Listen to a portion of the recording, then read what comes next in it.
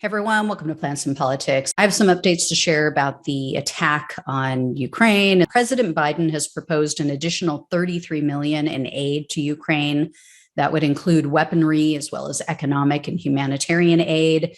He also sent a proposal to Congress requesting more power to seize yachts and planes and cash and other assets of Russians, or Russian oligarchs, I should say, and he wants to use those proceeds from the sale of those items to assist Ukraine. The U.S. is also now training Ukrainian troops in Germany, and we've banned Russian-affiliated ships from using ports here in the United States. And the vast majority of Americans seem to back these moves. In a new Washington Post ABC poll, a combined 73% of the people polled said that the U.S. is either doing too little or just the right amount to help. Only 14% of respondents said that the U.S. is doing too much, and then 13% had no opinion. But when asked if the U.S. should take direct military action, the vast majority said no. It was 72% that said no. And of the 37% who said the U.S. is not doing enough to help, they still don't want military intervention. The majority, I should say, 50% of that group said no, we oppose direct military involvement. So the numbers were very clear. Americans want to see more, but they want to see more humanitarian aid and military support.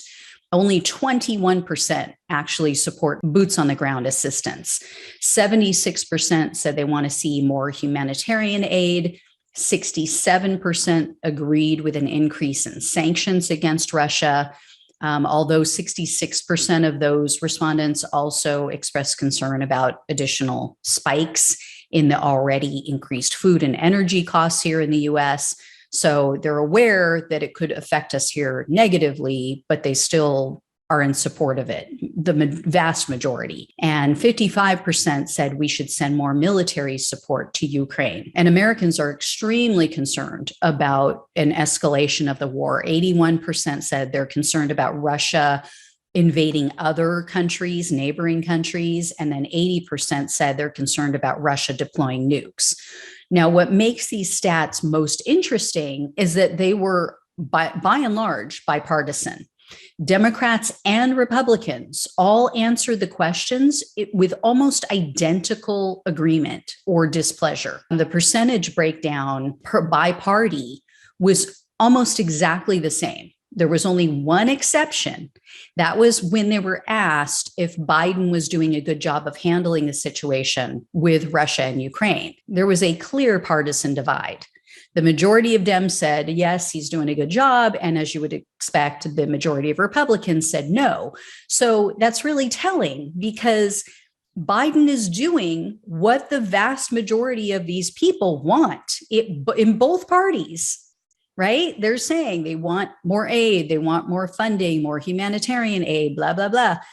Even Republicans, as evidenced by these answers, but yet those on the right say, oh, no, he's doing a poor job. So there's obviously nothing he can do to win them over. This is all tribal bullshit. And I say that as someone who's not even a Biden fan. Anyway, the next bit of news I wanted to share is that Speaker of the House, Nancy Pelosi, and some other members of the House, all Democrats, they took a secret trip to Ukraine. It was not pre-announced. They met with President Zelensky to show their support and their commitment to help with the whole situation. Being that she's the third in line for the president, I don't know if that was really smart. I mean, if any of those people died, that would definitely escalate things. We also now know that during a recent visit to the Ukrainian capital by the UN chief, Russia struck Kyiv with missiles. So while they were there in Kyiv, they struck Kyiv with missiles. So that was a clear warning. And according to President Zelensky, he's saying that 900 Ukrainians have been found in a mass grave in the Kyiv region. Also, in retaliation for support in Ukraine, Russia has now cut off gas exports to Poland and Bulgaria. They also reportedly bombed numerous fuel and rail sites in Ukraine, deep inside of Ukraine. And as I've shared with you guys, Russia has essentially leveled the city of Mariupol. I mean, it's just been decimated. However, if you were to watch Russian state media actors, you would never know it. They're giving their citizens, I guess you could call it alternative facts, like Kellyanne Conjob would say.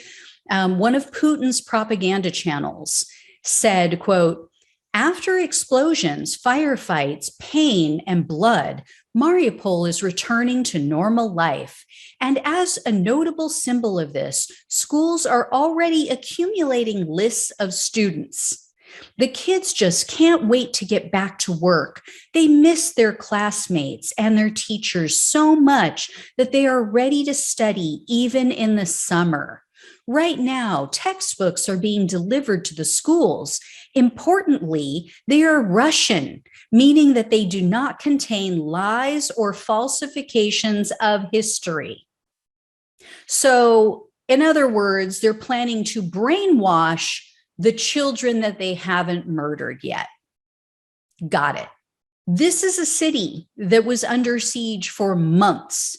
No food, no water, no electricity. They couldn't even get people out because they kept bombarding them. They couldn't get citizens out.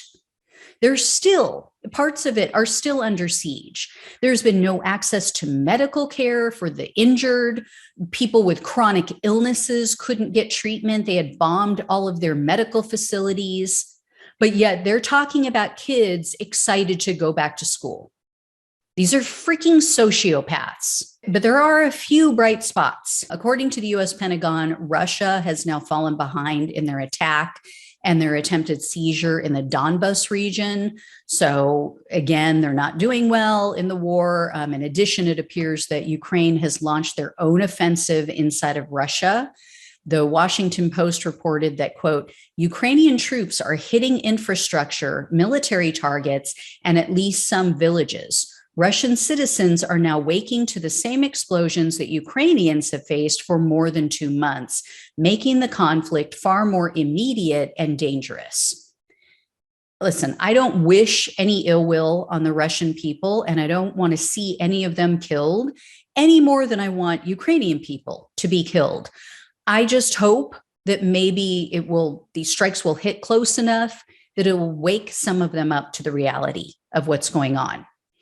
The other bit of news that I wanted to share is that Russia has been absolutely besieged by hackers. And this is since the war started. I've shared with you guys how Anonymous has been attacking them, but it's even grown bigger than that. According to the co-founder of the D-Do Secrets website, they've published more than 6 million hacked Russian documents in less than 2 months. Just to put that into perspective, she noted that in the first 10 years of WikiLeaks, they claim to have published 10 million documents. So 10 years versus 2 months, and they've already gotten out more than half of what WikiLeaks released. They're being published on Twitter. They're being published by Anonymous, another group affiliated with them called Network Battalion 65. And this has been everything from banking records that were stolen from financial organizations to even Russian hackers' chat logs and their source code. And these hacktivists, which is what they call themselves, they've stolen documents from dozens and dozens of Russian organizations, like government organizations. And before I end this update, I've talked about ugly Americans in the past. You know, there's people that have traveled to Russia to help in the attack on Ukraine. Typically, they're Q-loon conspiracy theorists, they're bigots. But I wanted to take a moment to honor 22-year-old Willie Joseph Cancel. He was a Marine veteran. He wanted to help the people of Ukraine. So he selflessly traveled to the country. He took up arms against Russia, and tragically, he was killed in the war. So just horrific news. He truly died a hero. So I hope you guys will all keep him and his family too in your hearts and in your minds. Thank you so much for watching and listening, guys. Take care, and I'll talk with you soon.